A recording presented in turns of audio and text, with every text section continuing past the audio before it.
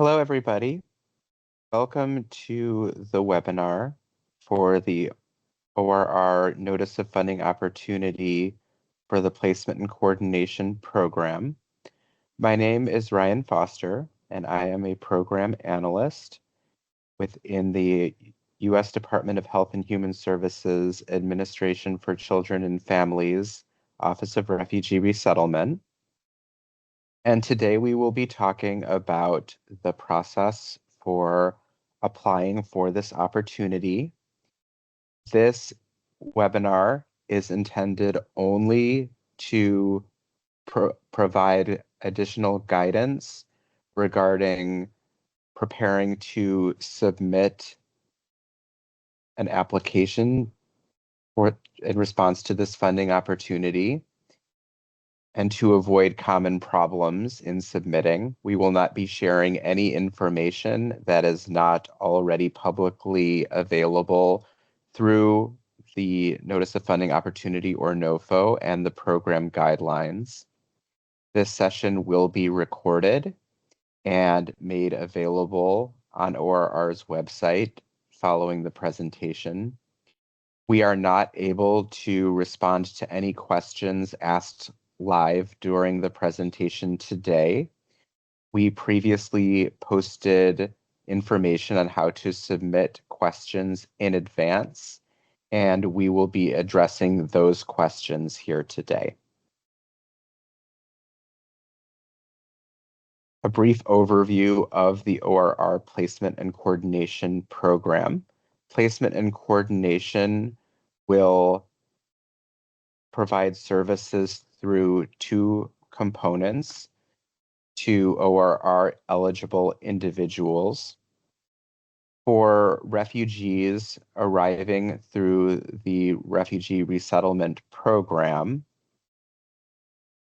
Placement and Coordination grant recipients will provide services through the Program of Initial Resettlement.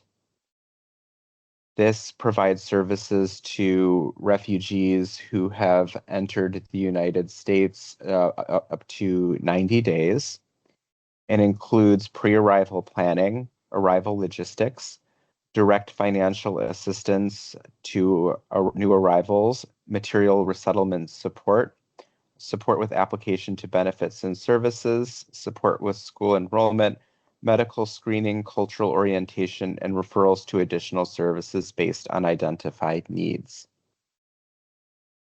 PC grant recipients will also offer intensive case management to ORR eligible individuals for up to 5 years after their arrival in the United States. These are services to specific vulnerable populations who have issues that may prevent them from reaching self-sufficiency or present threats to their well-being.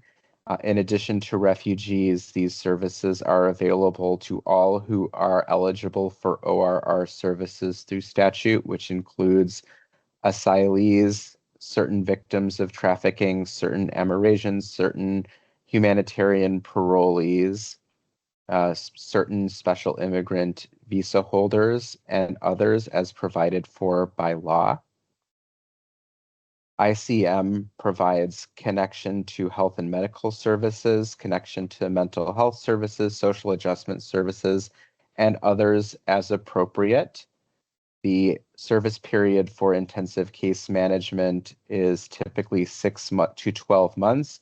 It can be 12 to 24 months in the case of those with chronic or serious conditions.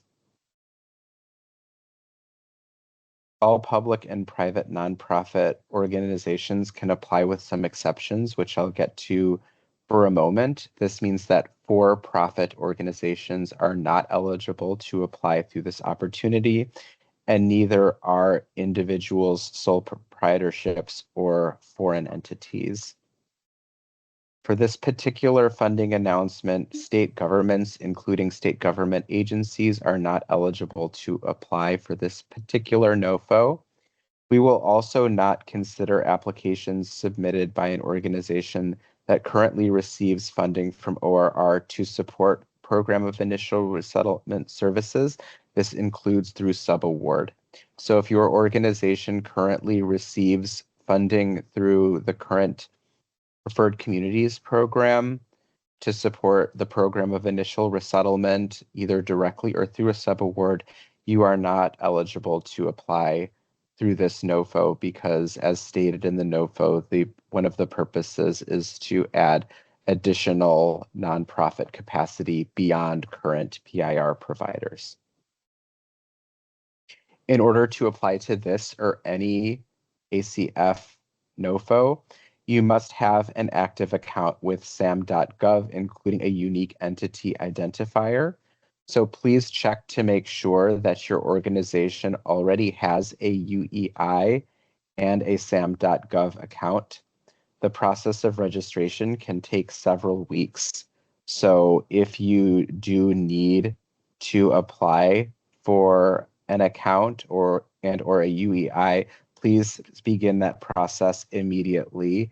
We typically do not grant exceptions for applying late because you did not take the necessary steps to make sure you have an active sam.gov account. You must also make sure that you have an active account with grants.gov in order to apply. To find out whether you have one, you can simply go to grants.gov and attempt to log in. And if you're not able to do so, you can follow the steps to create an account that will allow you to submit an application. The maximum award for the first budget period is $5 million. This opportunity is for two 12-month budget periods. The way that we typically fund grants at ORR is through 12-month budget periods, which may be renewable through a non-competing continuation. So if you are selected for funding, you would receive initially that first 12-month budget period award, with the expectation that you would then be able to apply for and receive the second subject to certain conditions. We request through the NOFO that you submit budget information only for that first 12-month budget period. The award ceiling for that 12-month budget period is up to $5 million. If you request even $1 more than those $5 million with your application may be disqualified. So please pay special attention to that ceiling and make sure you account for it in all of your documents as you apply. Essential information regarding the Placement and Coordination Program can be found in the guidelines, which are a separate document from the Notice of Funding Opportunity. Those are available through the ORR website at the URL referenced here. That URL appears in the NOFO itself. So if you have not seen that link and followed it for information, please do locate it within the NOFO and look at those guidelines. The guidelines include important information that you will need to know in order to apply and are referenced throughout the NOFO. I want to draw your special attention to the ACF file limit. For logistical reasons, ORR or ACF limits the number of files that you can submit with your application to 2. So if you submit multiple files, for example, if you submit your budget as one file, your narrative as a second file, resumes as a third file, support letters as a fourth file, and so on, additional files will be removed and not considered during the review process. So it is essential that you pay attention to this process and combine your documents as needed so that you are submitting no more than 2 files as part of your application package. We recommend that you do this in the following way: that you combine into one file all files having to do with your project narrative, so a table of contents, a one-page project summary, project narrative, and your line item budget and budget narrative. And that you combine into a second file information about your nonprofit status, indirect cost agreement, supporting information regarding organizational capacity, such as resumes and organizational charts, third-party agreements, and letters of support. You can see here a list of standard forms that you are required to submit along with your application. Many of these documents you can prepare and submit directly through grants.gov rather than completing them separately and uploading them, though completing them separately and uploading them is also acceptable. These files do not count towards either the file limit or the page limit and will not be removed from your application. So these include the SF424 application for federal assistance, the SF424A budget form, the SF424B assurances, the specific key contacts form, the grants.gov lobbying form, the lobbying activities disclosure form, and the project performance site location form. These forms are all required and they are part of the application package that you will find on grants.gov. Make sure when reviewing your application that what you are considering these standard forms all have an OMB control number on that usually located at the bottom of the form. This is their indication that these files will not count towards the file or page limit. Otherwise, if you fill out this information separately outside of that OMB approved form, it may count. The page limit for files 1 and 2 combined are 100 pages. That does not mean your application must be 100 pages, but it must not be longer than 100 pages. If you submit an application longer than 100 pages, not counting standard forms, additional pages will be removed at ACF's discretion, and removed pages will not be considered as part of the review process. So pay special attention to this page limit when developing your application. Also, please make sure that you pay attention to the requirements described in the NOFO regarding margins and font size, as if you attempt to circumvent the page limit by using a font size that is too small or margins that do not comply with those requirements, adjustments will be applied and additional pages may be removed. In virtually all cases, you must submit your application through grants.gov. If you have a special reason that you must submit a paper application, there are instructions for requesting an exemption through the ACF Office of Grants Management. These exceptions are rarely granted, so please do take the steps necessary to submit your application through grants.gov. The applications are due by September 17th at 11:59 p.m. Eastern Time. This is a hard deadline, and your application must fully upload by that time. So please do not plan to wait until the last minute to apply, as if you run into any technical issues, you may not receive an exemption from the deadline. Also, there's limited technical support available through grants.gov if you wait till the last minute. So please do plan to do everything you can to submit a timely application. If you have a problem during the application process, there is a website and a phone number that both appear in grants.gov. And there is also guidance available that you can find if a technical issue prevents you from submitting your application on time. If you are successful, we will email or transmit through our grant systems a notice of award to your authorized official. If your application is disqualified or unsuccessful, we will notify you by email as soon as possible. So there is no need to contact ACF regarding the status of your application. We will inform all applicants as soon as possible after these decisions are made.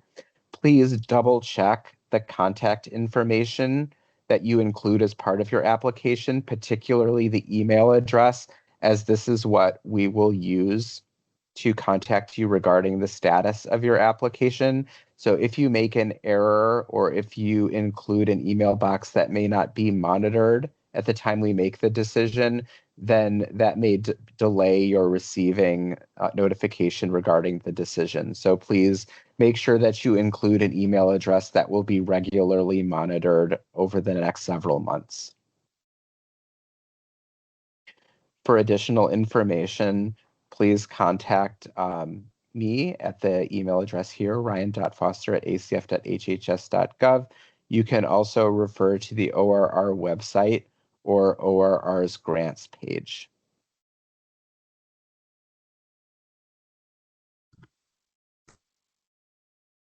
That concludes my presentation. I will now respond to questions that were submitted in advance.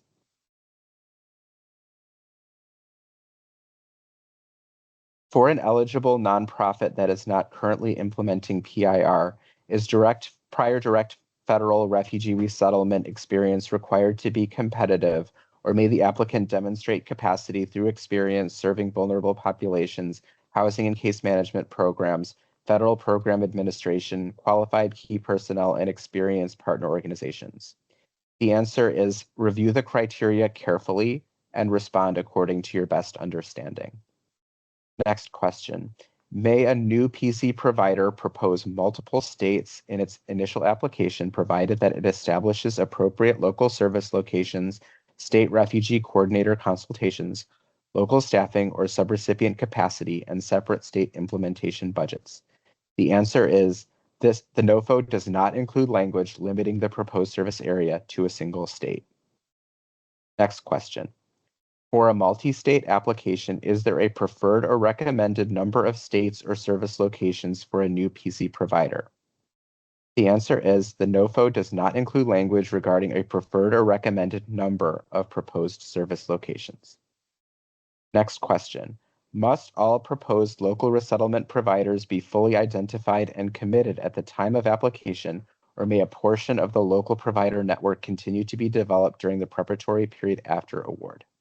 The answer is review the criteria carefully for information that must be included regarding proposed capacity and respond according to your best understanding. Next question. For third-party organizations included in the proposed project, should applicants submit an MOU, MOA, or letter of commitment with every proposed subrecipient and cooperating entity at application? The answer is that the NOFO states you must submit agreements with all third parties involved in the project. Third parties include subrecipients, contractors, and other cooperating entities.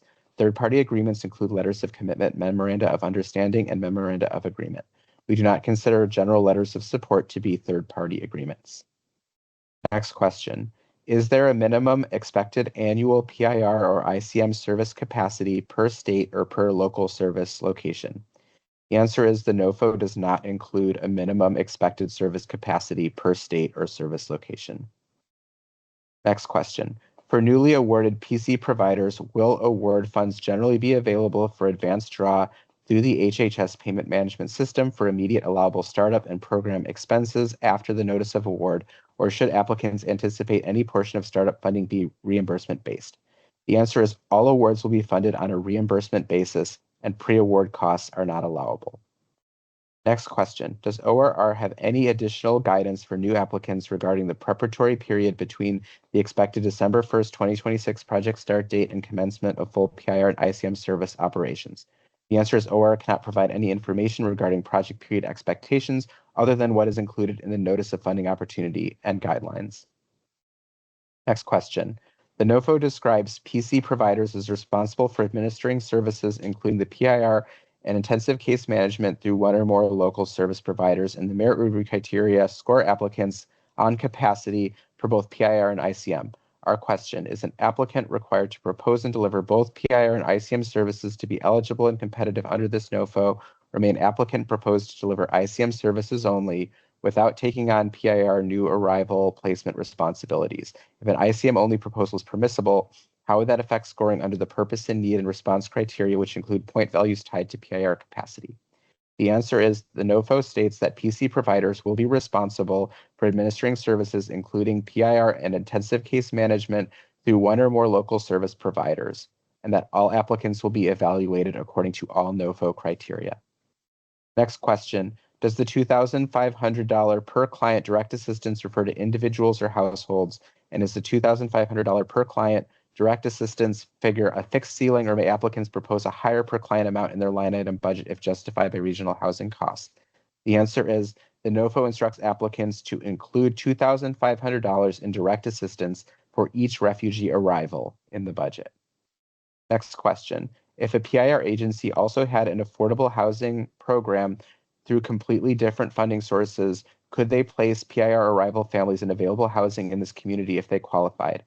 Answer is this question is not directly addressed in the NOFO or guidelines. You use your best understanding of the available information. Next question. Can ORR confirm that current subgrant funding under CFDA 93.566 Refugee and Entrance Assistance state-administered programs, which is not for resettlement, does not affect an applicant's eligibility under the PIR-related disqualifying factor in this NOFO? The answer is the NOFO only references PIR funding as a disqualifying factor. Next question. A local Catholic Charities diocesan affiliate that operates as a separately incorporated 501c3 has expressed interest in serving as a primary applicant or as an LRP subrecipient under our application. The national organization Catholic Charities USA holds a current a resettlement program in at least 10 years. The local affiliate is also listed as a child organization under the USCCB parent exemption in its IRS filings. Given the modification clarifying that organizations receiving PIR funding through subaward are disqualified, does that disqualification extend to local affiliates of national organizations that hold ORR cooperative agreements, specifically where the local affiliate itself receives no ORR funding and is a separately incorporated legal entity? Does the USCCB parent exemption relationship create any eligibility concern for the local affiliate as a subrecipient? The answer is the disqualification factor only extends to the organization submitting the application. Typically, that is determined through the unique identifying number that you use to apply, though in more complex cases, we may need to look further to apply the correct standards. We encourage you to review the NOFO carefully and use your best understanding of the information. The next question. How does ORR handle geographic overlap between a new PC IRP and an existing PIR provider operating in the same state and metro area? Will cases be split between them by ORR, and if so, by what criteria? The answer is the NOFO states that ORR will prioritize placement of cases in locations to reconnect with the U.S. tie if applicable, as well as services available and overall resettlement capacity. Next question, are LRPs who are already PIR providers able to be subawardees or subrecipients in this NOFO? The answer is the NOFO states that we will disqualify applications from organizations currently receiving funding from ORR to support PIR services, including through subaward. The question, does ORR have specific requirements or expectations regarding the qualifications, titles, or number of key personnel? Answer is please carefully review the organizational capacity section of the NOFO and respond according to your best understanding. Next question, how does ORR expect applicants to model special immigrant visa walk-in volume for budget purposes, given that walk-ins are entirely demand-driven and unpredictable? Is there any mechanism for supplemental funding or budget adjustment if actual PIR costs exceed projections due to SIV walk-in volume or higher than anticipated ICM direct financial assistance needs? If actual PIR arrivals fall significantly short of proposed capacity, how does ORR handle an unspent direct assistance budget? Is it returnable, reprogrammable, or does it create compliance exposure? The answer is you should develop your application according to your proposed service capacity. ORR is unable to provide information about the reference scenarios during the application phase. ORR will provide additional information regarding potential adjustments based on actual resettlement needs post-award. So this concludes today's webinar. If you have further questions, you may reach out to me using the contact information that can be found in the Notice of Funding Opportunity. Thank you all to you for your participation and best of luck with the application process.